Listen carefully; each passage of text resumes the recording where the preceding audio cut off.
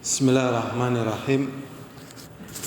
Assalamualaikum warahmatullahi wabarakatuh. Waalaikumsalam warahmatullahi wabarakatuh. Innal hamdalillah nahmaduhu wa nasta'inuhu wa nastaghfiruh wa na'udzu billahi min shururi anfusina wa min sayyiati a'malina. Man yahdihillahu fala mudilla lahu wa man yudlil fala hadiya lahu. Asyhadu an la ilaha illallah wahdahu la syarika lahu wa asyhadu anna Muhammadan abduhu wa rasuluh. Allahumma salli wa sallim ala Muhammadin wa man tabi'ahum bi ihsanin ila yaumiddin wa ba'd. Tidak lupa kita ingatkan untuk diri kita masing-masing akan kenikmatan yang Allah berikan kepada kita, bisa memakmurkan masjid, diberi kesempatan untuk duduk di majelis ilmu, karena ini merupakan di samping keutamaan, kemuliaan, juga kenikmatan yang sangat besar. Karena kehidupan manusia tatkala tidak diisi dengan ilmu, maka hawa nafsunya yang akan menguasai dirinya. Dan tatkala hawa nafsunya sudah menguasai dirinya, maka badannya akan terlelahkan, terpenatkan dengan sesuatu yang tidak menenteramkan jiwanya, sehingga dia capek mencari obat. Ternyata obatnya itu menambah kecapean, menambah kepayahan. Ini tatkala di dunia. Sehingga kemudahan kita bisa hadir di majelis ini, di majelis ilmu, sesungguhnya obat bagi hati kita, bagi jiwa kita, dan juga obat bagi badan kita untuk istirahat di tempat yang semoga menjadi sebab bertambahnya iman kita, bertambahnya ketawakalan kita, bertambahnya kebaikan-kebaikan yang kadang kita angan-angankan, kemudian ini menjadi kenyataan. Insyaallah dalam kesempatan kita kali ini, sebenarnya ini pembahasan yang didahulukan, tetapi kita baru membaca saat ini. Karena pembahasan ini sebenarnya pembahasan dasar, yaitu tentang adabu talibil ilmi, adab-adab, tata krama, etika, sopan santun, akhlak para penuntut ilmu. Yang pertama adalah ikhlas fi talabil ilmi. Ini ciri khas dari mereka-mereka yang meniti salafun saleh, mengikuti jejak para sahabat Rasulullah SAW. Yang pertama kali adalah diingatkan akan ini, yaitu ikhlas di dalam mencari ilmu. Jadi ilmu itu adalah ibadah. Ilmu itu adalah apa? Ibadah. Bahkan ibadah ilmu itu lebih tinggi daripada zikir, wirid, atau salat-salat sunat. Karena ilmu itu menjaga dari kelalaian. Kalau zikir, wirid kadang terhinggapi lalai, sehingga kadang orang-orang yang asyik masyuk berzikir, berwirid, kadang timbul perasaan bangga di hadapan orang-orang yang tidak berzikir, tidak berwirid, dan kadang menjatuhkan. Maka tatkala dia belajar ilmu, maka ilmu itu akan mengingatkan dirinya bahwasanya ilmu itu adalah ibadah. Tatkala dia dimudahkan ibadah dengan dia mendapatkan ilmu, itu merupakan buah daripada ilmu. Itu merupakan buah daripada ilmu yang dia pelajari. Jadi ilmu adalah ibadah. Sedangkan ibadah bisa diterima harus memenuhi 2 syarat. Yang pertama ikhlas, hanya karena Allah, bukan karena ingin naik pangkat. Karena dengan mencari ilmu pasti pangkatnya naik, pasti itu ya, pamornya naik, derajatnya naik, pengaruh di hadapan manusia jelas naik. Maka bukan itu sesungguhnya. Kalau dia mendapatkan itu dengan mencari ilmu, ya itu sebagai bisyarah. Bisyarah itu kabar gembira. Ya, sebagai kabar gembira. Ya, para a'imah memiliki ilmu sehingga derajat mereka tinggi. Imam Bukhari, Imam Muslim, Imam Syafi'i, derajatnya tinggi. Dan banyak manusia mendoakan. Ya, tetapi ini merupakan bisyarah. Bukan karena mencari ilmu ingin mendapatkan ketokohan, bukan. Ya, walaupun kalau mencari ilmu pasti akan dapat ketokohan, itu pasti. Ya, penjaranya orang berilmu dengan penjaranya orang yang tidak ilmu berbeda. Penjaranya orang berilmu dengan penjaranya orang tidak berilmu berbeda. Ya. Berbeda karena orang berilmu memang dibedakan dalam kehidupan. Bahkan anjing yang berilmu, yang diajari ilmu dengan anjing yang tidak diajari ilmu, hukum buruannya itu beda. Ya, tatkala dilepas dengan bismillah dan anjing itu terdidik, terlatih, maka buruannya halal. Kalau tidak berilmu, tidak dilatih, maka buruannya adalah haram. Maka syaratnya adalah ikhlas. Sebagaimana dalam surat Al-Bayyinah ayat 5. Ya. Wa ma umiru illa liya'budullaha mukhlishina lahuddin. Hunafa'a wa yuqimus shalah wa yu'tuz zakah wa dzalika dinul qayyimah. Dan tidaklah mereka diperintahkan oleh Allah SWT kecuali untuk memurnikan ibadah hanya untuk Allah. Jadi ikhlas artinya murni hanya untuk Allah, bukan karena pamor, bukan karena macam-macam, bukan. Dan ini sulit. Ini sulit, ya. Sulit sekali. Ya, karena ya namanya manusia kadang butuh ya penyemangat, ya. Penyemangat. Tatkala mencari ilmu harus ikhlas karena Allah. Ya. Memurnikan ini untuk Allah semata. Hunafa wa yuqimus shalah wa yutuz zakah, ini menegakkan salat dan mengeluarkan zakat, wa dzalika dinul qayyimah, dan itulah agama yang tegak. Ini pembahasannya sesuai pada babnya. Tapi pada bab yang kita bahas adalah ikhlas. Ya, ikhlas. Jadi mencari ilmu harus ikhlas. Dan ilmu ya ini sesungguhnya wallah alam ya, sebatas yang saya ketahui, perkara yang paling berat yang ada di dunia ini. Ilmu, ya, karena ilmu ya sebagaimana sifatnya akan menjadi sebab kebaikan ya, bagi manusia. Yang kedua, husnul julus li talibil ilmi. Yang kedua, adab mencari ilmu bagusnya duduk. Jadi duduknya itu bagus. Ada adab-adabnya, ada sopan santunnya. Bahkan pakaiannya juga milih. Ya, pakaiannya milih. Jadi duduknya bagus, tampilannya bagus, pakaiannya juga milih.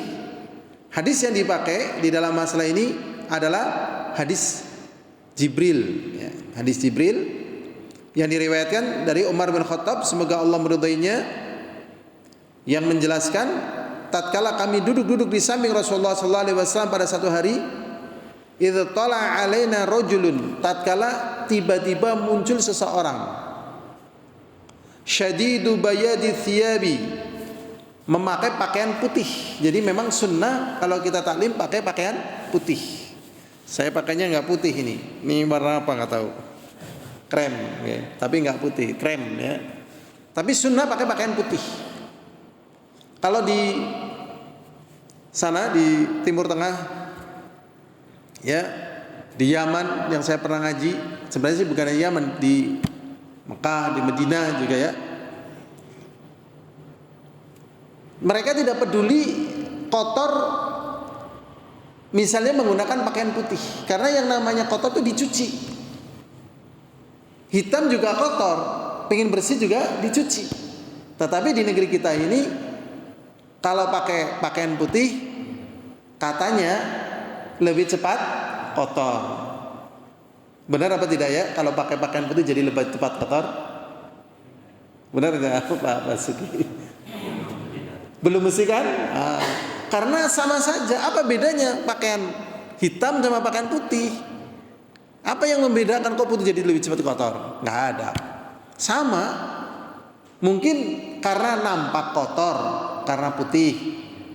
Ya, kelihatan. Hitam nggak begitu kelihatan, tapi kotornya sama. Jadi jangan takut kotor. Nah nanti kalau kotor dicuci ya cepat usang. Ya usang ya gantilah, masa nggak diganti? Ya udah lapuk misalnya ganti nggak apa-apa. Tetapi ini sunnah. Ya, sunnah pakai pakaian putih. Memang ada jenis pakaian yang dilarang. Ya, warna pakaian yang dilarang. Itu warna kuning. Pakaian kuning yang seperti biksu. Itu kayaknya kayak biksu nggak itu? Dari Indonesia. Kuning ya, kuningnya kayak biksu. Ya. Berarti zahirnya saya belum mempelajari sejarahnya. Kayaknya Buddha lebih dulu ya muncul ya. Apa dakwah Islamnya yang lebih muncul? Islam dulu atau Buddha dulu? Buddha dulu kan? Iya. Buddha dulu kan? Enggak, maksudnya secara munculnya Islam dengan munculnya Buddha dulu mana? Buddha kan? Iya. Itu Rasulullah yang tidak suka dengan pakaian kuning gitu. Ya karena memang dulu juga sudah ada mereka dan Rasulullah tidak suka. Ya, makanya kuning di sini maksudnya yang dipakai Buddha Hindu. Ya, dan semoga kaum muslimin yang ada di India dijaga dan dilindungi oleh Allah ya. Ya, kalau non muslim di negeri ini masya Allah nyaman, tenang, dihormati, dimuliakan gitu. Tapi saudara-saudara kita yang di sana jauh ya, kasihan ya. Ya, sebenarnya kita tinggal di Indonesia itu sangat-sangat enak ya, sangat-sangat enak. Tinggal kita lah menggunakan kesempatan untuk ya mengumpulkan bekal. Jadi pakaiannya putih ini, sebagaimana yang dipakai oleh malaikat Jibril. Kemudian rambutnya hitam. La yura ali atharu safari, dan tidak nampak darinya bekas perjalanan. Wala ya'rifu minna ahadun, dan di antara kita tidak ada yang tahu siapakah dia itu. Kemudian hatta jalasa ila Nabi sallallahu alaihi wasallam, sampai malaikat ini menunjukkan adab-adab di dalam mencari ilmu. Hatta jalasa ila Nabi, sampai dia duduk kepada Nabi. Fa asnada rukbataihi, sampai menyandarkan kedua lututnya ila rukbataihi, ke lutut Rasulullah, bersimpuh ya, bersimpuh.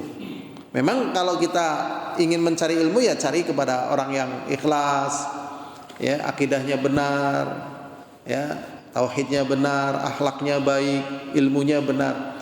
Karena itu akan mempengaruhi agama yang ada pada diri kita ya, mempengaruhi sekali gitu. Kalau misalnya ilmunya keliru, nanti prakteknya juga keliru. Prakteknya keliru. Jadi misalnya kita ngaji ya, kita diajarin bahwasanya sebelum kita masuk surga itu kita belum menang dan syaitan belum kalah. Jadi targetnya adalah masuk surga. Terkadang orang tidak sampai memahami seperti ini. Bahkan belum sampai apa-apa sudah mengatakan kamu di surga, kamu kan orangnya soleh, kamu orangnya baik, kamu di surga. Jaminan dari mana? Nggak ada. Nah, maka tatkala diajari semacam itu, kita pun akan berusaha untuk tidak terkena rayuan iblis yang itu datang di saat yang paling kritis, yaitu di saat manusia mau dijemput oleh ajalnya. Maka dengan ilmu yang benar, enggak, pokoknya saya harus tetap berdoa, beribadah, menambah ilmu sebelum saya masuk ke dalam surga. Jadi dalam agama kita ini nggak ada istilah, ya istilahnya apa ya, master ya, nggak ada istilah master. Master misalnya kayak gini, kalau master di bidang dunia, misalnya dokter besar, itu dia cuma lihat aja, lihat, ya nanti yang ngontrol dokter biasa, atau master mesin dan sebagainya, cuma lihat kayak gini, ya dia cukup orang lain yang menjalankan, karena dia udah master. Ya, dia cuma ngontrol doang. Tapi dalam masalah agama enggak, sama. Sebelum dia masuk ke dalam surga, sama yang jadi dai, yang jadi santri, sama. Ya, yang membedakan mereka adalah apa? Ketakwaan mereka kepada Allah. Sama saja, ya sama. Walaupun memang ya mungkin mereka yang mengajar kalau ikhlas dan sebagainya derajatnya lebih tinggi. Buktinya dia menyampaikan ilmu. Tapi secara kedudukan tetap sama. Dia terikat dengan apa? Ketakwaan kepada Allah Subhanahu wa taala. Nah, ini tatkala sudah menjumpai guru yang demikian ini, maka adab-adab sebagaimana yang dicontohkan oleh malaikat Jibril tatkala dia berguru kepada Rasulullah sallallahu alaihi wasallam. Wa wada'a kaffaihi ala fakhidhihi. Kemudian malaikat Jibril meletakkan kedua telapak tangannya di atas pahanya. Muttafaqun alaih. Kemudian juga di dalam hadis Anas bin Malik, semoga Allah meridainya, sungguh Rasulullah sallallahu alaihi wasallam bersabda, kharaja, sesungguhnya Rasulullah sallallahu alaihi wasallam kharaja, keluar. Faqama Abdullah bin Khudzafah, kemudian berdiri Abdullah bin Khudzafah, faqala man abi, ya. Jadi tatkala Rasulullah keluar, ternyata berdiri Abdullah bin Khudzafah. Kemudian Abdullah bin Khudzafah bertanya, man abi, siapa bapakku? Faqala abuka Khudzafah, bapakmu adalah Khudzafah. Thumma aktsara an ayyaqul, kemudian dia banyak bertanya. Ya. Saluni, bertanyalah kepadaku.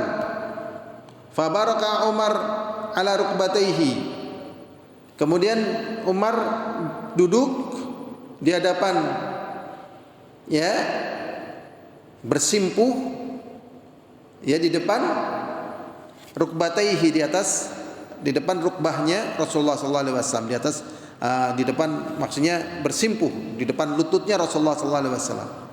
Faqala radina billahi rabba, kami telah ridha Allah sebagai Tuhan kami, wa bil islami dina, dan Islam sebagai agama kami, wa Muhammadin nabiyya, dan Nabi Muhammad sebagai nabi. Fasakata, kemudian dia terdiam. Nah, apa yang kita ambil di sini? Jadi begini ceritanya. Rasulullah sallallahu alaihi wasallam mau mengajarkan apa? Ilmu. Kemudian ada seseorang namanya, ya, namanya siapa tadi? Khudzafah, ya. Abdullah bin Khudzafah. Jadi ada anak namanya Abdullah. Bapaknya namanya Khudzafah. Tatkala Rasulullah datang, dia berdiri. Tatkala berdiri, akhirnya dia banyak bertanya, siapa bapakku? Gitu. Bapakmu Khudzafah. Banyak bertanya, akhirnya datang Umar. Umar memberikan contoh kepada Abdullah bin Khudzafah cara duduk tatkala mencari ilmu. Itu dengan cara apa? Bersimpuh di hadapan Rasulullah sallallahu alaihi wasallam. Kemudian beliau mengatakan seperti ini, kami telah ridha Allah sebagai Tuhan kami, dan Nabi Muhammad, Islam sebagai agama kami, dan Nabi Muhammad sebagai Nabi dan Rasul. Maksudnya cara duduk tatkala mencari ilmu sebagaimana ditunjukkan seperti itu. Ini cara duduknya. Berikutnya hadirin azani wa azakumullah. Kemudian di sini juga mementingkan untuk datang di halaqah ilmu. Halaqah itu jadi dulu di zaman Rasulullah kalau mencari ilmu bikin halaqah, lingkaran. Sampai sekarang juga iya, ya. Yang di Masjid Nabawi atau di Mekah itu mesti bikin apa? Halaqah. Bikin lingkaran, ya. Nah, jadi memang akan nampak, ya, akan nampak di hati kita. Akan nampak di hati kita bikin halaqah.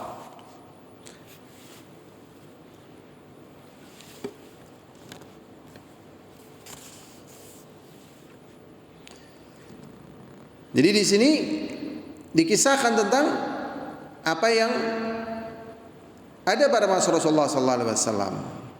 Jadi tatkala Rasulullah sallallahu alaihi wasallam berhalaqah, kemudian datang tiga orang. Kemudian disampaikan hadis oleh Rasulullah sallallahu alaihi wasallam tentang keadaan tiga orang tersebut.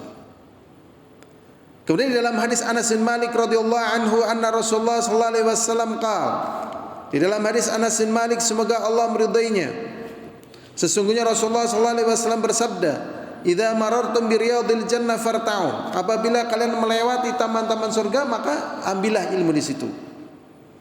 Qalu wa ma riyadul jannah, apakah riyadul jannah tersebut Rasulullah? Hilaqu dzikr, yaitu halaqah zikir. Jadi memang kalau tuntunan agama kita, kalau kita ngaji sebenarnya membentuk apa?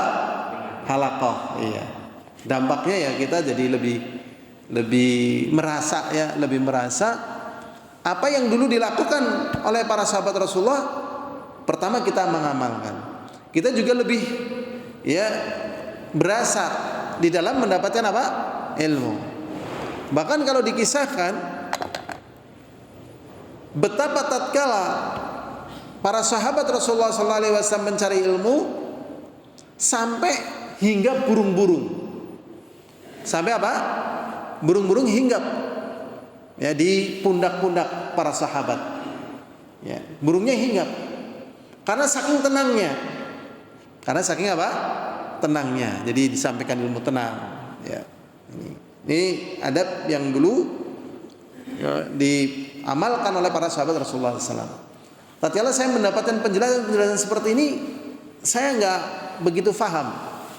Ya, waktu itu saya masih ngaji di Jogja ya, tahun sekitar 96 ya, 95 96 di Jogja, tentang masalah adab-adab mencari ilmu. Saya nggak bisa membayangkan ya tentang masalah sampai burung-burung hinggap. Ya, sampai burung-burung apa? Hinggap. Karena saking tenangnya, burung hinggap di pundak-pundak para sahabat. Dan merasa aman dan merasa ya tenang burung-burung itu. Ternyata tatkala saya belajar di Yaman, kita belajar di bawah pohon. Ya walaupun nggak sampai hinggap, tetapi di depan kita, di atas kita sangat-sangat banyak burung ya. Burung berkicau dan mereka tidak merasa terganggu. Ya, dan memang suasananya tenang ya, tenang. Karena di alam bebas ya. Kalau misalnya kita ngaji di alam bebas, mungkin di bawah pohon mungkin ada burung-burung di atas kita. Kalau kita tenang, ya bisa jadi burung-burung itu mendekat. Ya, mendekat. Memang zahirnya di Indonesia aja kayaknya burung itu merasa terganggu, ya kan? Karena burung sudah berpindah dari alam menuju sangkar, ya kan? Kalau di Indonesia burung banyak di mana? Di sangkar. Ya. Jadi banyak burung di sangkar di Indonesia. Ya, kalau di Timur Tengah sudah pernah kita misalnya yang ke Mekah, ke Madinah, pasar burung, udah ada yang pernah lihat? Di Mekah, di Madinah pasar burung? Ada pasar burung Pak Sugi? Gak ada. Burung banyak nggak di sana? Burung dara. Burung dara burung apa bukan burung? Burung kan? Nggak ditangkap kan mereka? Enggak. Insya Allah. Ya. Burung yang lainnya karena kita belum jalan-jalan jauh ya. Kalau jalan-jalan jauh ke kampung-kampung, ada banyak pohon pun banyak burung sebenarnya. Ya. Ya, akhirnya di negeri kita ini ya, burung ditangkapin. Kalau sebenarnya kalau burung nggak ditangkapin, kalau orang pingin daging burung, tinggal nangkap aja seperti mereka nangkap ikan di sungai. Ya, seperti orang nangkap ikan di sungai. Jadi nanti misalnya butuh daging burung apa gitu kan, jaring gitu kan, dapat 20, dapat ya lebih dari itu atau kurang dari itu digoreng ya kan. Saya pernah ngisi di Riau ya, di Riau ternyata dapat suguhan makanannya ternyata daging burung. Ya, kenapa daging burung? Ya yang nggak beli. Dari mana dia mencari? Ya di hutan. Dia dapat banyak, udah dimasak, burungnya besar-besar. Mungkin kalau dijual di Jawa ya mahal. Ya. Kalau pas di Yaman juga ya, orang Malaysia ternyata dikirimi jaring dari Malaysia. Ya kalau hari Jumat kan libur. Dia bangun pagi pada subuh terus jaring burung. Sekitar jam 9 dia sudah dapat 21. Burungnya kalau di Indonesia mahal itu, ya. Bahkan kita pernah lihat burung hudhud. Ya, burung hudhud. Jadi burungnya macam-macam. Besar-besar, bagus-bagus ya. Kalau buat kicau bagus. Ya, makanya ya di sana banyak burung ya. Di negeri kita juga sebenarnya banyak burung, cuman pindah kemana? Sangkar ya. Burungnya pindah ke sangkar. Ya, coba kalau kita taklim pas di alam, suasana tenang, ya, apa yang dulu pernah terjadi di masa Rasulullah, para sahabatnya, bisa jadi kita ngalami. Burung hinggap di mana? Di pundak-pundak kita. Alhamdulillah, a'azani wa a'azakumullah. Jadi di sini berupa halaqah. Ya, moga-moga Allah ya mudahkan kepada kita ya, untuk ya misalnya taklim dimudahkan untuk kita berhalaqah. Berikutnya ya. Tauqirul ulama wal kibar. Ya.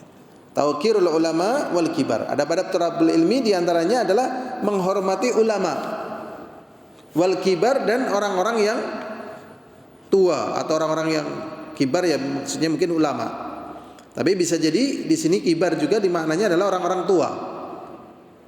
Seperti firman Allah Ta'ala di dalam surat Al-Hujurat ayat 2. Ya ayyuhalladzina amanu la tarfa'u aswatakum fawqa sautin nabi. Nah ini kalau kepada nabi ini sangat keras. Jadi mengangkat suara kepada nabi tidak boleh. Nah, kemudian para ulama menjelaskan kalau kita mendengar hadis Rasulullah kemudian kita menyangkal ini sama saja mengeraskan suara. Kalau hadisnya sahih kita dilarang ya untuk menyangkal. Wahai orang-orang yang beriman, janganlah kalian mengangkat suara-suara kalian fauqa sautin nabi, di atas suaranya nabi. Jadi kalau suara kita lebih keras daripada suara nabi, ya ini bisa menyebabkan amalan kita rontok. Wala tajharu lahu bil qaul, dan jangan mengeraskan suara tatkala berbicara dengan nabi. Kajari ba'dikum li ba'd, sebagaimana kerasnya kalian tatkala berbicara dengan orang lain.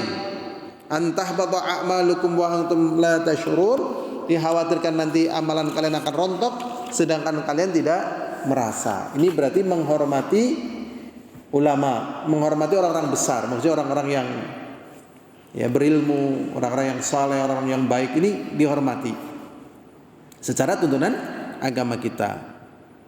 Dan juga firman Allah Ta'ala dalam surat Mujadalah ayat 11.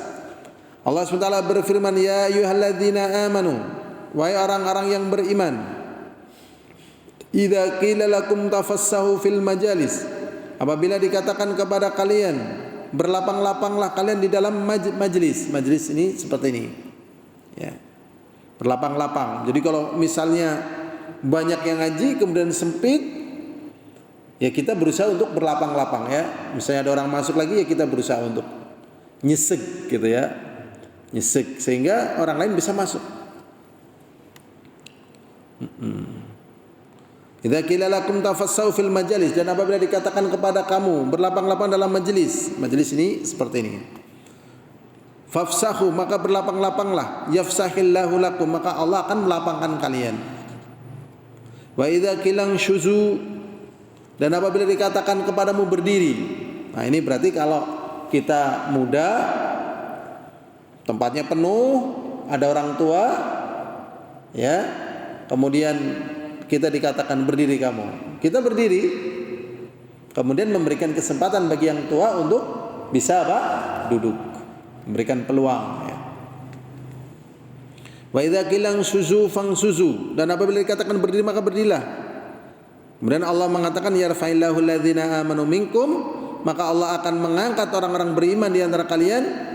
Walladzina utul ilma darajat, dan orang-orang yang diberi ilmu beberapa derajat. Jadi orang beriman dan orang berilmu oleh Allah akan diangkat derajatnya dibandingkan yang tidak beriman dan tidak berilmu. Beberapa derajat ya, dengan bukan hanya satu derajat, dengan beberapa derajat ya. Dan satu derajatnya ini perbedaannya bagai langit dan bumi, satu derajatnya. Jadi bagi orang-orang yang berilmu, dia akan mengetahui perbedaan derajat. kemuliaan orang. Jadi orang-orang yang tidak beriman dengan orang yang beriman derajatnya beda. Maka tatkala orang tidak tahu ilmu, maka dia kadang lebih takjub kepada orang-orang yang tidak beriman. Padahal orang yang tidak beriman derajatnya sangat rendah, tidak dianggap mulia oleh Allah SWT. Ya, jadi mereka bisa membersihkan badan mereka dari kotoran, bisa membersihkan rumah mereka dari kotoran, kendaraannya bagus, pakainya bagus, tetapi dia tidak bisa membersihkan kotoran dari hatinya. Ya, dia bisa berbuat baik sama orang, ternyata dia tidak bisa berbuat baik kepada penciptanya. Ya, kemarin saya baca tanpa sengaja baca berita kemarin. Ya, ada seorang pengendara sepeda motor. Ternyata motornya menabrak Pajero Sport. Ya, kemudian turun pemilik Pajero Sport ini, dan orang yang naik motor ini ternyata takut, khawatir. Karena biasanya orang pakai Pajero Sport ini orang kaya atau orang miskin? Kaya, ya kan? Umumnya mesti orang kaya. Dia pakai motor, ya biasa lah. Biasanya ya pas-pasan lah. Mungkin walaupun gak miskin tapi pas-pasan. Ternyata apa? Dia sampai minta maaf dan sampai sujud kepada orang yang memiliki Pajero Sport tersebut. Ya, sampai apa? Sujud. Dosa apa enggak dosa kayak gini nih? Dosa. Dari sisi mana dosanya? Sujud. Kemudian apa lagi yang kita gali dari perkara ini? Allah pemilik arsy, Allah pemilik langit bumi, Allah pemilik kekayaan. Ya, kadang manusia nggak sholat, nggak puasa, ya kan, nggak sabar, melakukan kemaksiatan. Melakukan hal yang demikian itu derajatnya lebih parah daripada hanya nabrak Pajero Sport. Kenapa tatkala meninggalkan perkara tersebut tidak takut kepada Allah? Ya kan? Kenapa tidak takut kepada Allah? Tatkala baru nabrak Pajero Sport, kok dia sudah takut kepada orang yang baru katakanlah punya Pajero Sport. Langit bumi dia nggak punya, apalagi arsy. Kok segitunya ini salah? Kalau dia misalnya salah ya minta maaf, tapi jangan sampai sujud. Dengan cara bagaimanapun jangan sampai sujud. Minta maaf dengan cara yang bagus, jelaskan perkaranya yang matang. Kalau ada risiko hadepin, tapi jangan sampai sujud. Nah, ini menunjukkan ya dia bisa berbuat baik kepada manusia, tetapi lupa berbuat baik kepada siapa? Allah. Kadang orang diberi sampai sujud dan seterusnya. Jangan ya, jangan.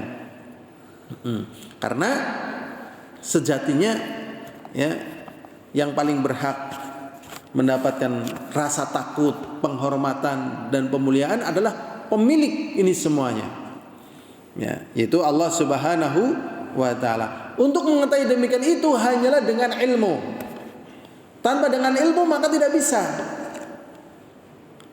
Kemarin saya ngajari ya santri ya tentang hadis Rasulullah sallallahu alaihi wasallam, ya tentang hadis qudsi dari ucapan Allah SWT, ana aghna syuraka yani syirki, dan seterusnya. Jadi Allah SWT mengatakan, aku adalah zat yang paling tidak butuh dengan sekutu, ya dengan tandingan, ya dengan tandingan.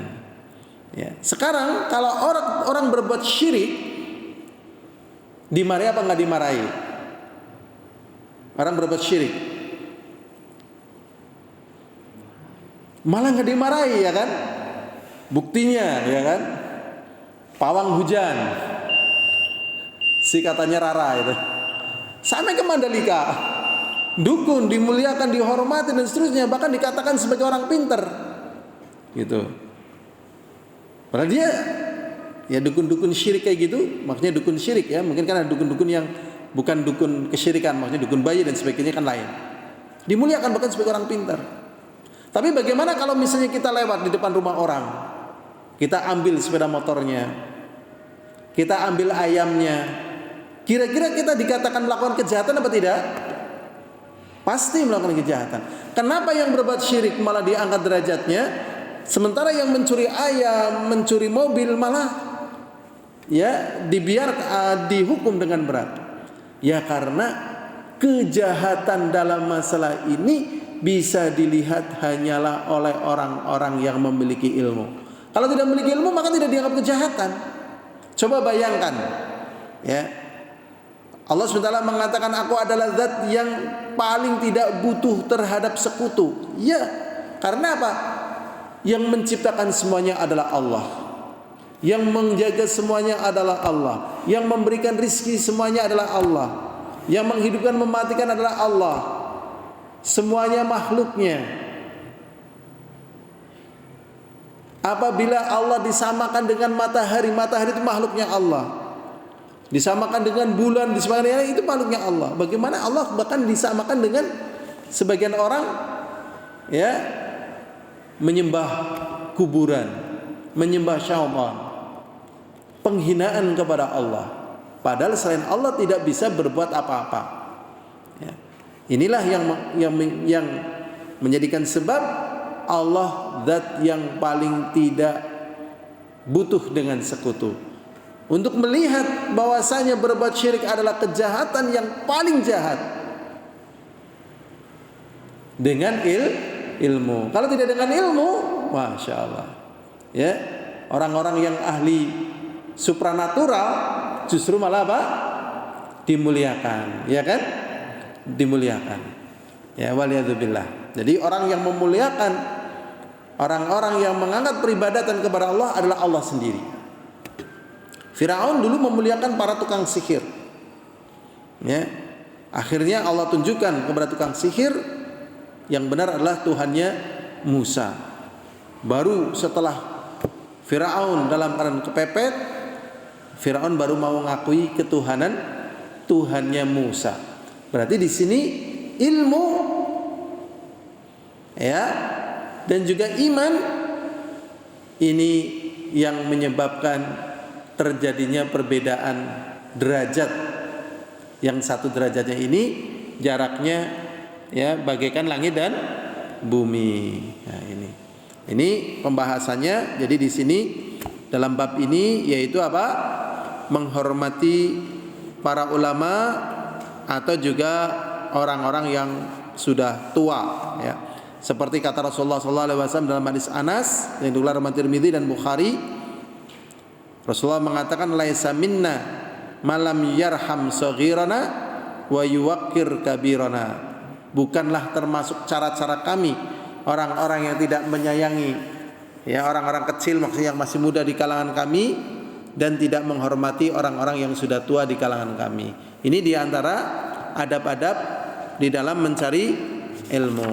Ya, memang kita mohon kepada Allah kita bisa mengamalkan adab-adab tersebut. Dan tatkala kita mengamalkan, ya, semakin dekat dengan petunjuk Rasulullah, maka kita semakin merasa dekat dengan apa yang dulu Rasulullah SAW alami dan jalani. Jadi tatkala seseorang mengikuti sunnah Rasulullah SAW, apa yang dilakukan Rasulullah SAW dan petunjuk Rasulullah SAW, ini menjadikan dekatnya perasaan kita dengan Rasulullah Sallallahu Alaihi Wasallam dan juga para sahabatnya. Karena yang dilakukan adalah apa yang dilakukan oleh mereka, sehingga kita merasa menjadi lebih dekat dengan mereka. Ini saja yang bisa kita sampaikan. Semoga Allah mudahkan kepada kita untuk menjadi hambanya dan mengikuti petunjuknya. Wallahu a'lam bishawab. Alhamdulillahirabbil alamin. Assalamualaikum warahmatullahi wabarakatuh. Waalaikumsalam.